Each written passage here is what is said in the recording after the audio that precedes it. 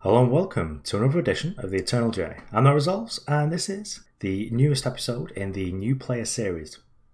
What we do here is we take a look at a deck that is fairly easy to build when you first start playing, and then we look at where you should be able to upgrade it, and then we look at where the final endpoint for the deck is after you've been playing for a little while and you've decided to fully max it out. So today's deck is going to be Praxis tokens, and this one uses a new mechanic that we've not looked at yet, and that is promo cards. So if you'll take a look at it, we've got the Arcanum Monitor in the list, and this was a promo card, so at some point you'll have been able to play one match a day. If you won that match, then you'd have won a copy of the Arcanum Monitor.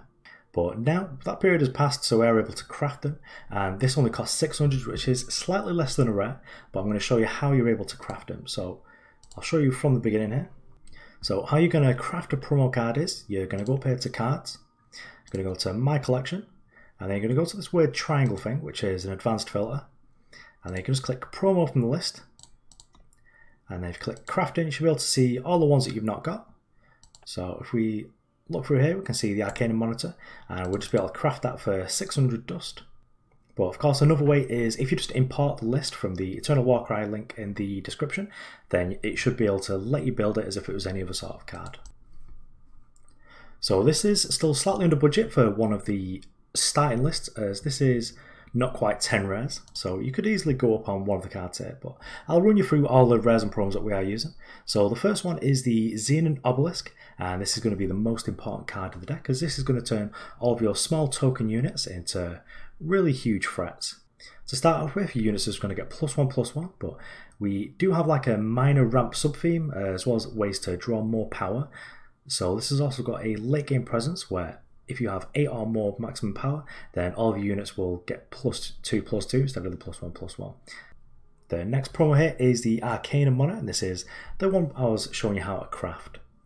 And Arcanum Monitor is just a really big beater for the deck. It's going to give all the units +1/+1, and this works really well with the Humbug Swarm, as well as itself getting +1 for each of your other units that you've got in control. Now, Arcanum Monitor is a little bit vulnerable to spot removal or silences, but often you can have like a full board of tokens, play this as just another pump effect for your team, and get in there for lethal.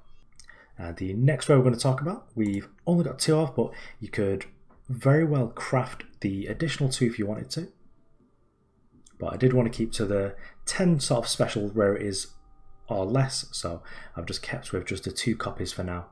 What Mercen's Disciple does is this is a lot of value in one card. As you're going to pay 4 power, and when you play you get to choose one, so depending on the situation you can have make the Deadly Scorpion, the Flying Locust, or the Overwhelmed Sandcrawler. So if you're playing against like a deck with Torch in it, then if you've got an Obelisk up, for the most part you're going to want to make the Sandcrawler, as then you'll have a 4/4 and your opponent won't be able to have a meaningful target for those torches. You can get a bit of evasion with the Locust, as well as it just being a really good blocker, but I do really like the Mercen's Disciple in this archetype, as anything that creates multiple bodies is going to be a lot of value for you. So to look at the token creators we've got the Humbug Swarm here, and this is going to play 3 Humbugs with flying, and of course they only 1/1s for 1 if you were to play them on their own, but this generates 3, and this is really good with the Obelisk as just a way to end the game, as well as being really good at being able to defend yourself. We've got the Grending Drone, which is nice and aggressive. You're going to get 2 1/1s for 1, and if your opponents are playing like aggressive beatdown decks with a bunch of 2/1s in, you get to play this, and for the most part you're going to get to trade with those units and just be able to keep developing your general game plan. We've also got the Assembly line, which is going to make 3 Grendings, and this is really great. This will buy you a lot of time if you are being on the defensive, but for the most part, strategy with this deck is to try and trade your units favourably. So if you could trade 2 of the assembly lines and keep 1 over, then that's going to be really good for you, because you do get a lot more value out of the Xenon Obelisk and the Arcane Monitor if you do have more units. And for the most part, you are going to be on the aggressive because you do have cards like Rally. But in some situations, say you're on the draw against a Skycrag deck, then you're going to have to be a little bit more defensive and then take over the game a little bit later than you'd like to. We've also got a little bit of ramp in the deck as well, as we do have a couple of 5-drops, and they're not dead later on in the game as well, because the Initiate the Sands gives you +1 maximum power, so does the Trailmaker, but this just makes it a lot easier for our Xenon Obelisk to give us that double boost. Of course, a weakness of the deck is going to be decks that are playing multiple sweepers, but generally they're going to need to have two different types. Going to have Hailstorm and Harsh Rule. If they've just got Hailstorm, you can for the most part recover because you've got more token generators than they've got sweepers. But if they have both and they're able to like Hailstorm on turn 3 and Harsh Rule on turn 5, that's going to be a problem for you. But for the most part, as a new player, if you're playing in Bronze and Silver and even up to like the early levels of Gold, that's not going to be an issue for you. So let's take a look at the other pieces of the deck. We've got 4 Praxis Displacers here, and this is a really good aggressive card that's also quite good at allowing you to get a little bit more value too. Because we do have a couple of units that do have a enter play effect, and this will let you be able to rebuy that. So say in a position where you just really need to dig through cards, you've got a bunch of power in play, and you just want to try and draw something so you're able to get that push ahead, you can bounce a Temple Scribe of your own to your hand, and then you're able to play it again, gain that life and draw a card. And of course it works excellently with the Marathon Disciple, as it lets you play the Marathon Disciple again and get another one of those tokens on the side. In a real pinch as well, where you just need to make some blockers, you can attack in with one of your units and then replay it, and I really like that play if you're going to be doing that for something like the Grinding Drone, because then you get to have 2 units back, even though you've just attacked with 2. Okay, so taking a look at the power base, we are playing the Granite Waystones, as we should be able to generate a bunch of fire influence, because we do have Trailmakers in the deck, which are going to be able to help you fix that. As well as the double influence powers here, and the Diplomatic Seals. I'm not quite as high in the Diplomatic Seals here, so if you do want to change them, feel free to just like add in some time sigils and fire sigils, but also if you do have crests, then it's an easy replacement there. But for the most part, I really like the Granite Waystone because this is going to give you another body, and the 1/1 grinding might not look like much, but when you've got 1 or 2 Obelisk down, or like Obelisk and Arcanum Monitor, then it actually becomes a threat, which is like a 1-cost 4/4 or something like this. So some other cards that are actually promos that work well in the deck as well is the Taser, and I'll show you her right now. Okay, so Teja Omen Shaper is a little bit high roll, but she's certainly a powerful effect, and Teja has got Warp, which means that if you can play her from the top of the deck, that you're able to.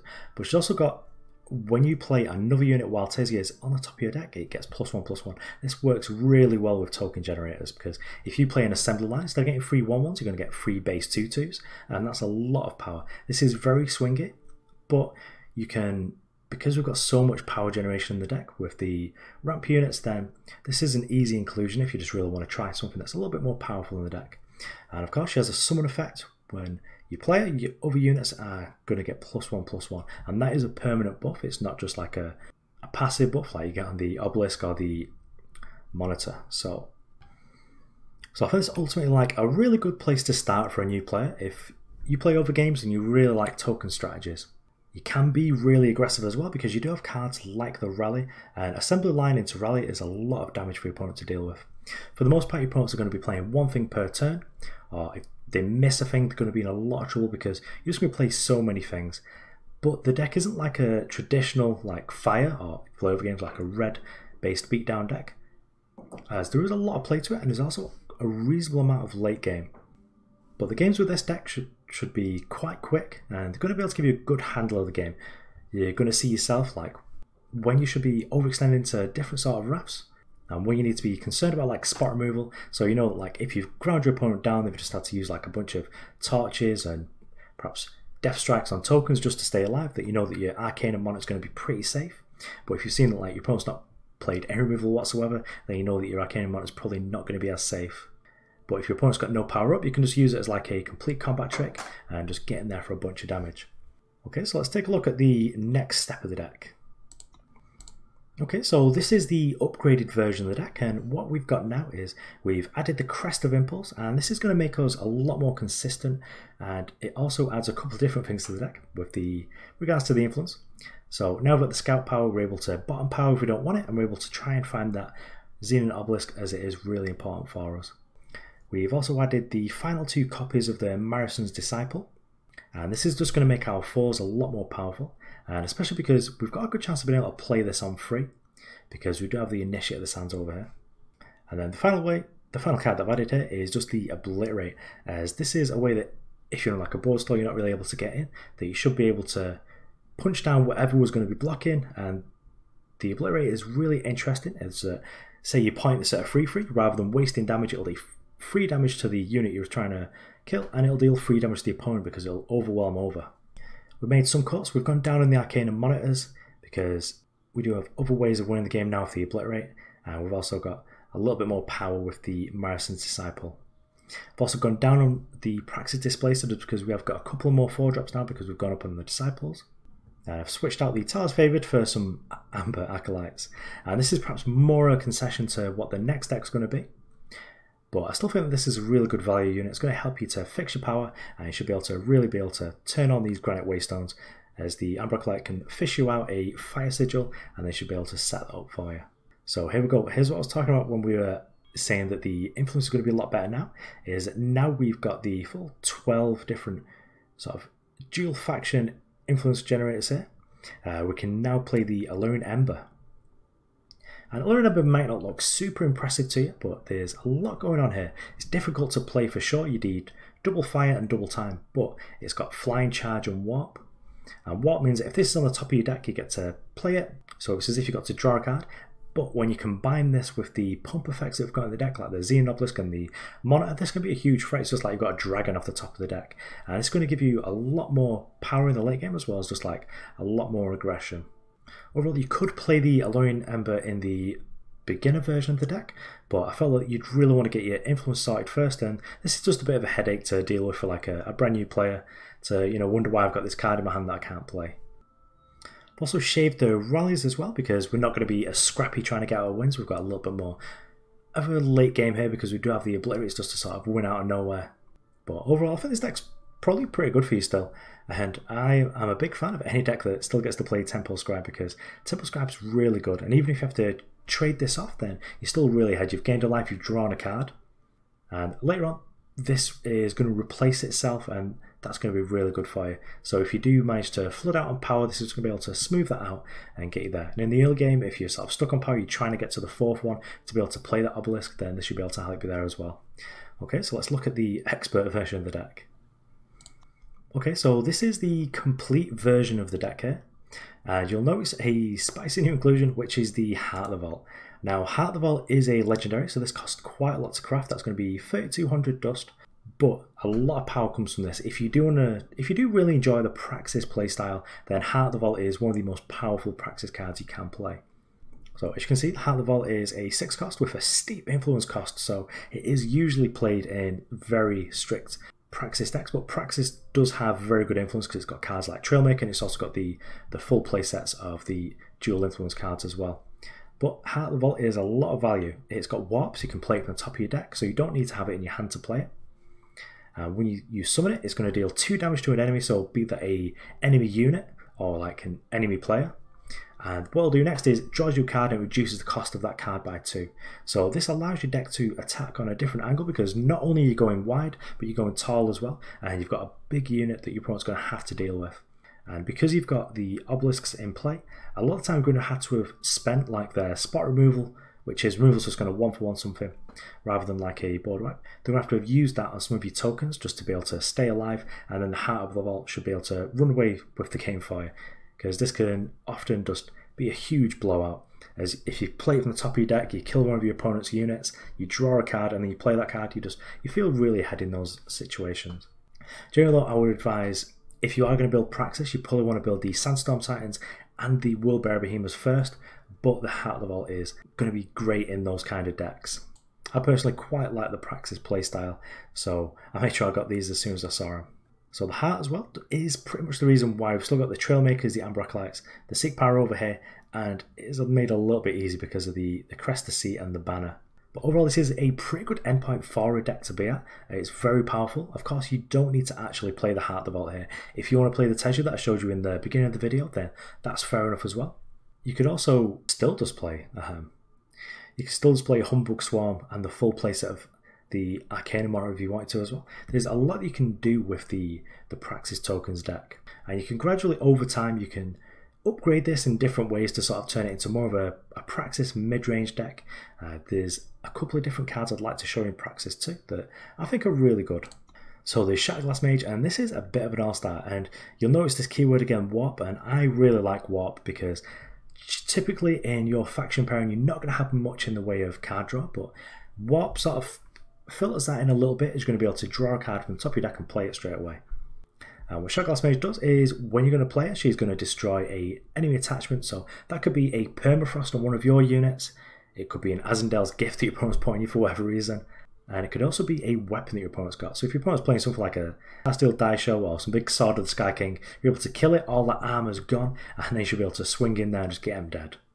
Of course, the Shotglass Mage does only have 3 toughness, but Shotglass Mage has Overwhelm, and you've got Xenon Obelisk, so it's also a real good attacker as it's going to be able to get some damage through.